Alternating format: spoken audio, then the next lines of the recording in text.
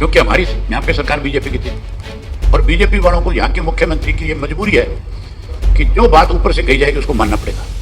हरियाणा चाहे खत्म हो जाए, बर्बाद हो जाए, हरियाणा रेगिस्तान बन जाए, उसको इससे कोई मतलब नहीं है। उसको तो अपने आकाओं को राजी रखना है, खुद को मुख्यमंत्री की कुर्सी पे बचा करके रखना है।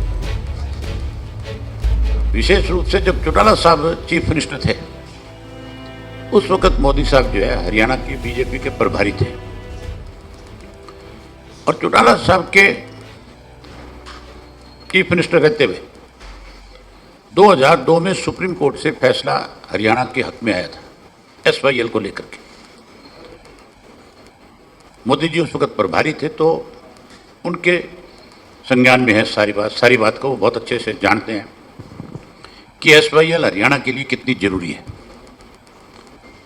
भाजपा की सरकार बने 11.5 साल से ज्यादा समय हो गया, इन्होंने एक बार भी प्रधानमंत्री जी के सामने SYL को लेकर के चर्चा नहीं करी, जबकि अनेक बार मनोहर लाल खट्टर भी मोदी जी से मिले और ये नया चीफ मिनिस्टर जो डमी है ये भी मिला। इन्होंने कभी इस इशू को उठाया नहीं, कभी इस पर चर्चा नहीं करी। इनको इस बात की कोई चिंता नहीं है बीजेपी की सरकार को कि हरियाणा के किसान की हालत कैसी है। भाजपा पहले दिन से ही किसान विरोधी फैसले लेती रही है। जब वोट मांगने का समय था तब तो ये कहा गया था कि स्वामीनाथन की रिपोर्ट भी लागू करेंगे, उसके साथ कहा था कि किसान की फसल के दाम 2 गुने कर देंगे। लेकिन समय समय पे किसान को परेशान करने के लिए इस तरह के फैसले लेते रहे जिससे किसान को मजबूर होकर के आंदोलन करना पड़ा। 3 काले कानून बनाए, 13 महीने तक किसान सड़कों पे बैठा रहा, दिल्ली के बॉर्डर चारों तरफ बॉर्डर पे रहा, 750 से ज़्यादा किसानों ने शहादत दे दी। तब जाकर के कहीं सरकार को यह समझ में आया कि तुम्हारा फैसला गलत है। आज भी जो मोदी जी आ रहे हैं हम उनसे ये उम्मीद करेंगे, मैंने उनको अपनी तरफ से चिट्ठी लिखी है पार्टी की तरफ से कि आपका हरियाणा के साथ विशेष लगाव रहा है, आप कहते हो तो हरियाणा की जनता की डिमांड है ये। ना तो कांग्रेस इस इशू पे आज कहीं सरकार के खिलाफ कोई एक शब्द बोलने को तैयार, सत्ता में बैठे लोग तो चाहते भी नहीं कि किसान को पानी मिल जाए। चौटाला साहब क्योंकि जमीन से जुड़े व्यक्ति थे, उन्होंने खुद बैठ करके खेती करवाई, वो समझते थे इस बात को कि पानी का क्या महत्व।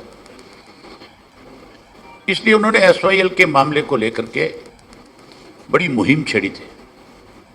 बड़ा कोर्टों में स्वयं जा करके मुख्यमंत्री रहते हुए खुद पैरवी करते थे, माजरा साहब की ड्यूटी लगाते थे, ये वकीलों के साथ बैठ करके मीटिंग करते थे, एक एक इशू पे चर्चा करते थे और हमने डे टू डे हियरिंग करा करके उसकी और हरियाणा के लोगों के हक में फैसला कराया था।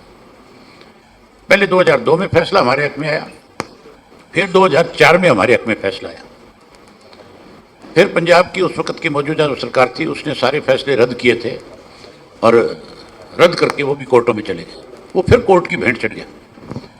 2016 में बीजेपी की सरकार थी, सेंटर में भी और यहाँ प्रदेश में भी, फिर तो क्लियर कट फैसला आ गया था कि SYL का पानी नहर जो है जिसका हिस्सा SYL का ज़्यादा पंजाब में है, टोटल 214 किलोमीटर की नहर है ये, जिसमें से मेरी ख्याल ज़्यादा इसका हिस्सा जो है करीब 122 किलोमीटर जो है वो पंजाब में है और 92 जो है किलोमीटर वो हमारे हरियाणा में है। हमने तो अपना हिस्सा बना लिया, लेकिन पंजाब की जो बननी थी नहर, वो नहर बनाने की जिम्मेवारी थी केंद्र की सरकार की।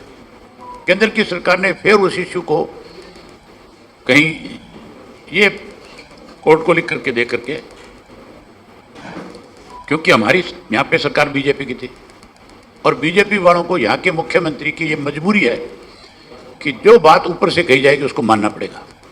हरियाणा चाहे खत्म हो जाए, बर्बाद हो जाए, हरियाणा रेगिस्तान बन जाए, उसको इससे कोई मतलब नहीं है। उसको तो अपने आकाओं को राजी रखना है, खुद को मुख्यमंत्री की कुर्सी पे बचा करके रखना है। इसलिए हरियाणा की सरकार ने कोई विरोध नहीं किया। पंजाब तो चाहता ही नहीं था पंजाब इसलिए विरोध नहीं कर रहा था, अभी सुप्रीम कोर्ट में अगर केंद्र की सरकार जा रही है तो मामला और ज्यादा उलझ जाएगा, लिंगरों हो जाएगा, बढ़ जाएगा। यहाँ की सरकार ने विरोध नहीं किया, प्रधानमंत्री के सामने अपना पक्ष नहीं रखा, जबकि मैं उस वक्त अपोजिशन लीडर था। हमें सबसे पहले कहा गया गडकरी साहब से मिलो। मनोहर लाल खट्टर हमें लेकर के गडकरी जी से मिले। हमने अपना पूरा पक्ष उनके सामने रखा, पूरा जो ऑर्डर था उसकी कॉपी उनको दिखाई। हरियाणा का जो वकील जो पक्ष में लड़ाई लड़ रहा था उस वकील को लेकर के गए, उसने सारी बात समझा दी कि जी अब तो केवल आपका काम है, सेंट्रल गवर्नमेंट का काम है इसको बनाना, कोई किसी का दखल नहीं। हम राजनाथ सिंह जी से मिले। हमने मुख्यमंत्री को कहा कि इसमें जो फैसला आप लोग हम आपके साथ हैं।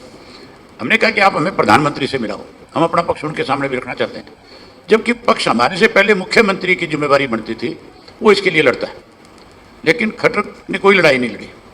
हम इवन राष्ट्रपति से भी मिले, राष्ट्रपति के सामने भी हमने अपना पूरा पक्ष रखा, एक एक तथ्य उनको बताए। राष्ट्रपति जी भी हमारी बात से सहमत थे, वो भी ये कह रहे थे कि मैं आपकी बात से सहमत हूं, मैं बात करूंगा। लेकिन बीजेपी नहीं चाहती थी, केंद्र की सरकार नहीं चाहती थी, केवल इसको राजनीति की भेंट चढ़ा दिया। उस राजनीति की भेंट चढ़ने के बाद आज हरियाणा प्रदेश को उसका बड़ा नुकसान हो गया।